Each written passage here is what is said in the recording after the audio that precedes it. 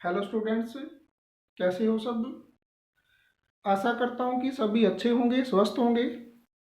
My name is Sukhdev Kumar and welcome to you my YouTube channel chemistry class by Sukhdev, जिसको मैंने नाम change करके chemistry bye Sukhdev कर दिया है, शॉर्ट कर दिया है। तो इस क्लासेज में हम प्लस वन, प्लस टू और 10th की एनसीईआरटी बुक को अच्छे तरीके से कवर कर रहे हैं। तो हमारी यूनिट चली हुई है, that is plus one class की first unit, that is some basic concept of chemistry, और आज उसका 8th पार्ट है। इससे पहले वाले 2 पार्ट में हम लॉ ऑफ केमिकल कॉम्बिनेशन के 3 लॉ पढ़ चुके हैं। आज हम बात करेंगे उसके 4th और 5th लॉ की। तो देखो, फर्स्ट लॉ क्या था? Law of conservation of mass. Second law था law of constant composition. Third law था लॉ ऑफ मल्टीपल प्रोपोर्शन। और अभी जो 4th लॉ पढ़ेंगे हम, that is law of reciprocal proportion. और जो 5th लॉ होगा, that is law of Gay Lussac law of combining volume. तो 4th लॉ स्टडी करते हैं। हालांकि सीबीएसई के अंदर नहीं है ये लॉ, लेकिन 5 लॉ कंप्लीट स्टडी करने हैं तो हमें इसको भी करना पड़ेगा study.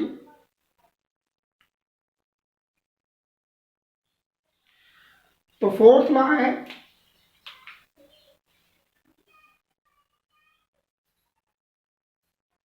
Law of reciprocal proportion.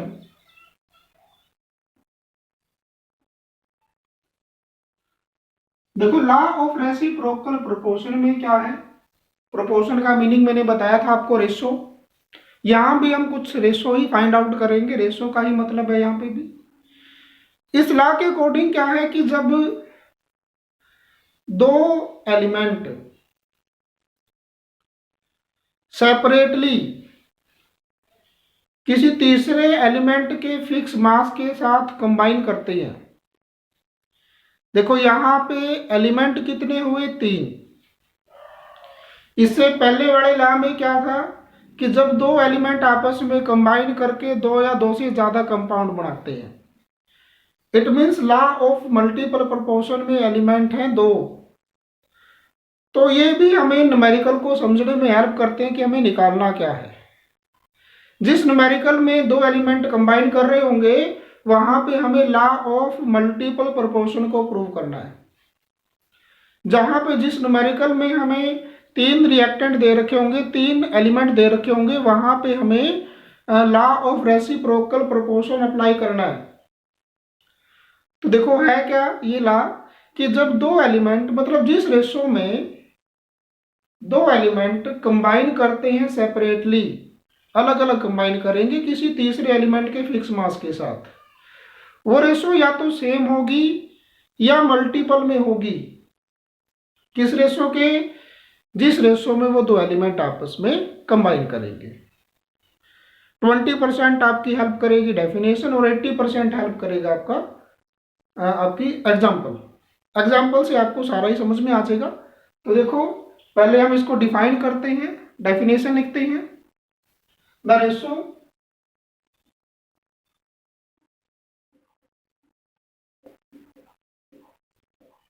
in which 2 elements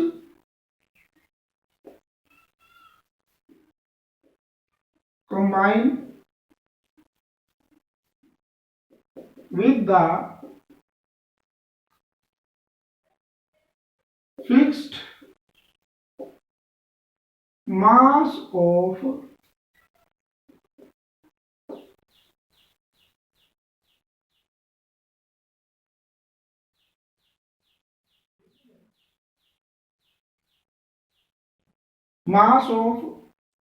third element। Separately combine करेंगे तो लिखेंगे the ratio in which two element separately combine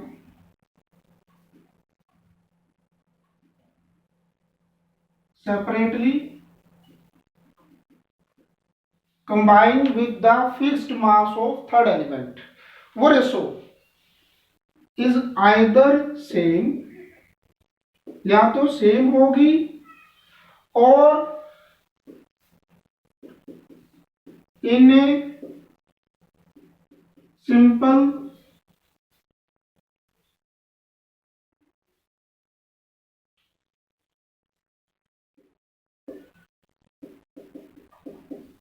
multiple में होगी।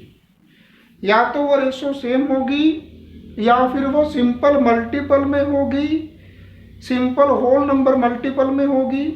किसके? उस रेशो के जिसमें ये दो एलिमेंट आपस में कंबाइन करेंगे। Simple in a simple multiple of the ratio in which these two elements combined with each other।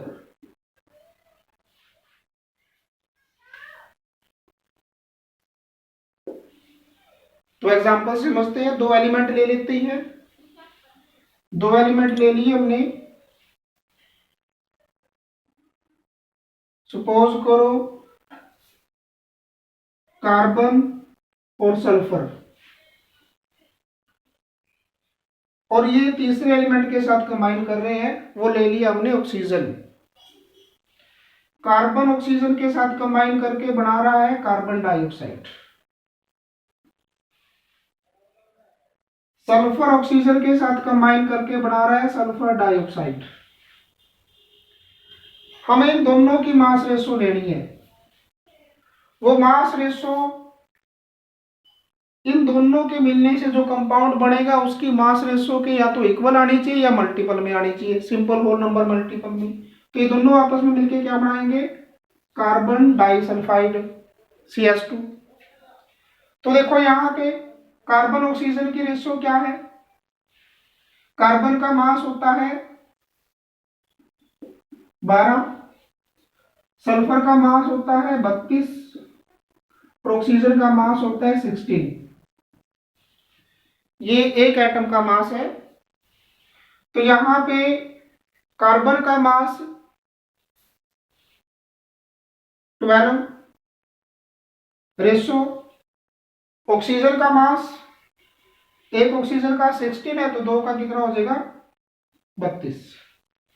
तो यानी कि यहां पे कार्बन डाइऑक्साइड में मास रेशो 12 रेशो 32 और यहां कितनी है? 32। सल्फर का मास 32 और ऑक्सीजन का मास भी यहां पे 32। तो देखो यहां पे ये ऑक्सीजन का मास है, तो दोनों ही केसेस में ऑक्सीजन का मास सेम है। यानी कि यहाँ पे थर्ड एलिमेंट कौन है? स्टेटमेंट में जो थर्ड एलिमेंट की बात कर रहे हैं वो कौन है? ऑक्सीजन है। इसी एलिमेंट का हमें कोई मास फिक्स रखना है, और वो मास फिक्स रखना है जो दोनों ही कंपाउंड में हो। अब 32 दोनों में है तो 32 को ही फिक्स रख लेते हैं। तो यानी कि यहां से मास रेशो क्या आई? काट दो इसको, कितना आएगा? 4 पे डिवाइड हो जाएगा, 3:8 और यहां कितनी आई? 1:1।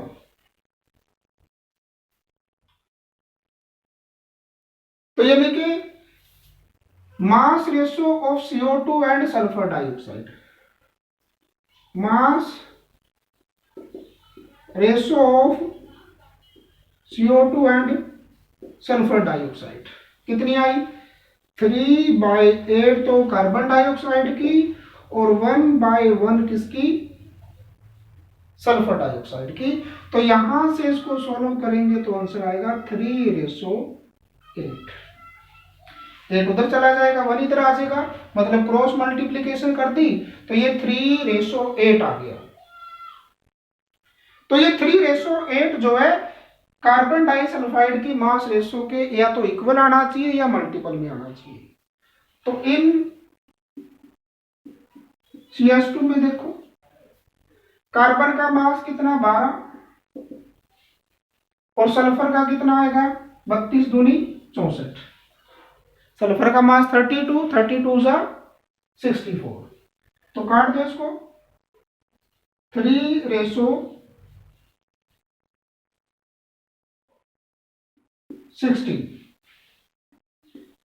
ये मास रेशो आ गई CH2 की।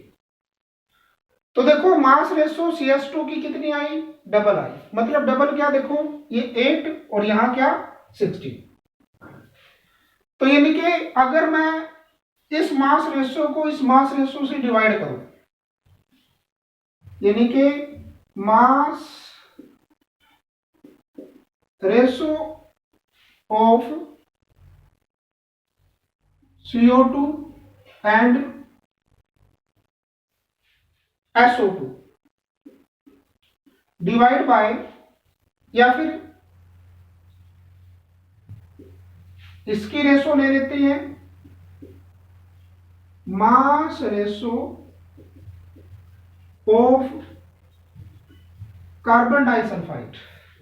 तो कितनी आएगी मास रेशो इसकी कितनी आई 3/8 और इसकी कितनी आई 3/16। तो यहां से आंसर कितना आ जाएगा 1/2 आ जाएगा यानी कि 1:2। और ये 1:2 क्या है सिंपल मल्टीपल में है। तो नीचे से शायद दिख ना रहा होगा तो मैं इसको ऊपर लिख देता हूं दोबारा से यानी कि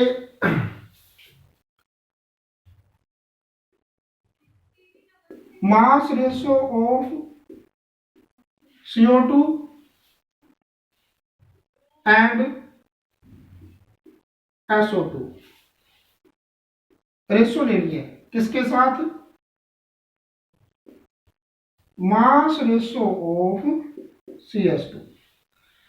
तो इसका आंसर कितना आया CO2 और SO2 का 3/8 रेशो CH2 की मास रेशो 3/16। तो यहां से मास रेशो कितनी आ गई 1/2। 3 से 3 कट गया 8/16 यानी कि 1/2। तो यहां से मास रेशो आई हमारी 1/2 जो कि सिंपल मल्टीपल में है सिंपल होल नंबर रेशो है ये। यानी कि अब स्टेटमेंट को दोबारा पढ़ो कि लॉ ऑफ रेसिप्रोकल प्रोपोर्शन में क्या है कि जिस रेशो में दो एलिमेंट सेपरेटली किसी तीसरे एलिमेंट के फिक्स मास के साथ कंबाइन करते हैं वो रेशो क्या है 3:8। वो रेशो या तो इक्वल आएगी या मल्टीपल में आएगी किस रेशो के जिस रेशो में वो दो एलिमेंट आपस में कंबाइन करेंगे। तो ये दो एलिमेंट आपस में किस रेशो में कंबाइन कर रहे हैं 3/16 यानी कि 3:16 में कंबाइन कर रहे हैं। तो ये रेशो निकल के कितनी आई सिंपल मल्टीपल में आई। इक्वल भी हो सकती है कई कंपाउंड्स में इक्वल होगी और यहां ये मल्टीपल में आ गई 1:2 यानी कि सिंपल होल नंबर रेशो आई। तो इस तरीके से हम इस लॉ को प्रूव करेंगे।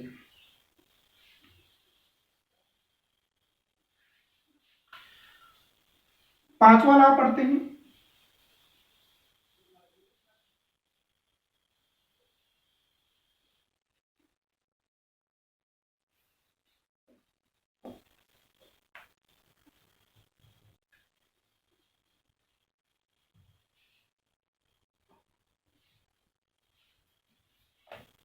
फिफ्थ लॉ है Gay Lussac law of combining. Fifth law है गे-लेसैक लॉ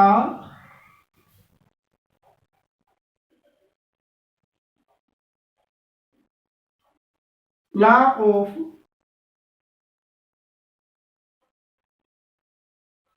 कंबाइनिंग वॉल्यूम। देखो इस लॉ में ये अकेला लॉ है जो वॉल्यूम के बारे में बताता है। इससे पीछे हमने जो 4 लॉ पढ़े हैं उसमें हमने मास की बात की है। तो इसमें क्या होगा, इसके अकॉर्डिंग क्या है कि जब भी गैस आपस में कंबाइन करेंगी वो वॉल्यूम में कंबाइन करेंगी, और सिंपल रेशो में कंबाइन करेंगी। खुद की और प्रोडक्ट की जो उनकी रेशो होगी वो बिल्कुल सिंपल मल्टीपल में होगी, सिंपल होल नंबर रेशो होगी, सिंपल होल नंबर रेशो। एक दोबारा बताता हूं, इस लॉ में क्या है कि जब भी गैस आपस में जुड़ती हैं या कंबाइन करती हैं तो वो ऐसा करती हैं वॉल्यूम में कंबाइन करेंगी वो गैस, और एक सिंपल होल नंबर रेशो में कंबाइन करेंगी।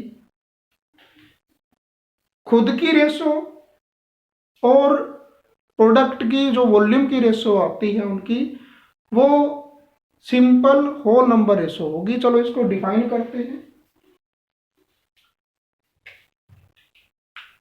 According to this law,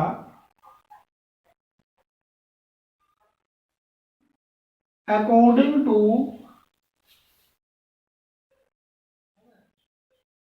this law, whenever, यानी कि according to this law, whenever gases combine,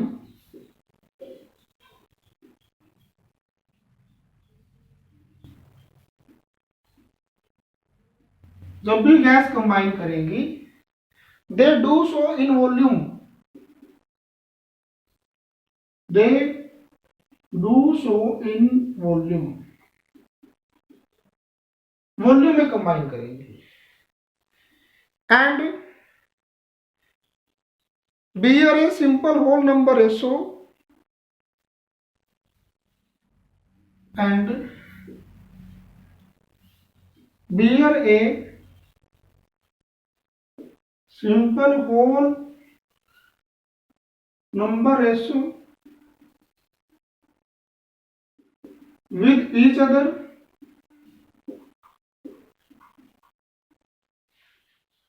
and product.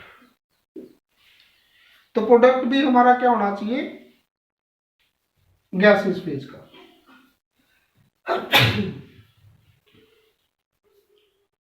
Gaseous product. तो इसको समझने के लिए एग्जांपल लेते हैं। जैसे